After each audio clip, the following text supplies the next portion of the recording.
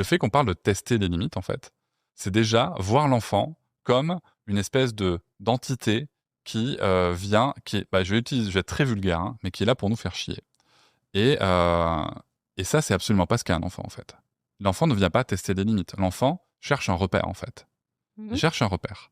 Cherche un repère et c'est à nous de lui fournir. Mais ce repère, il doit avant tout être pensé dans le cadre de ses droits. Alors certains soutiennent que quand un enfant teste les limites, l'adulte projette ses propres schémas de pouvoir et qu'il faudrait éviter d'interpréter cela comme de la provocation. Mais où on va? C'est une idée à la mode, parler d'adultisme dès qu'un adulte affirme une limite, mais ce raisonnement pousse trop loin la déconstruction. Oui, un enfant teste parce qu'il apprend. Un enfant ne naît pas avec des repères sociaux, il apprend par expérimentation, et cela inclut tester ce qu'il faut faire ou non.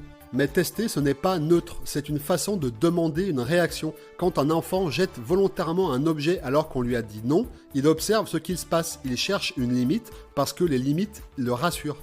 La pédopsychiatre Catherine Dolto le rappelle, l'enfant a besoin de frustration pour se construire. C'est par la frustration qu'il apprend la régulation émotionnelle, la tolérance à l'attente et le respect de l'autre.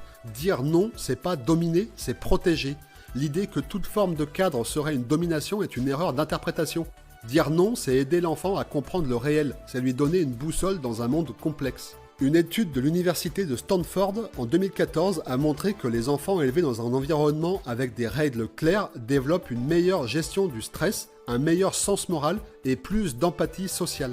Quand on refuse de poser des limites au nom de l'écoute totale, on bascule dans l'abandon collectif. On croit donner de la liberté, mais on prive l'enfant de structure. Le résultat, anxiété, instabilité, comportement tyrannique. Et avec cette éducation positive, on arrive à l'excès inverse. L'enfant roi. L'enfant livré à lui-même, sans frustration, sans cadre, devient souvent un enfant hyper contrôlant, voire agressif. Pourquoi? Parce qu'il n'a aucune prise sur la réalité. Il se sent tout puissant, mais aussi en insécurité constante, car personne ne le ramène à la réalité.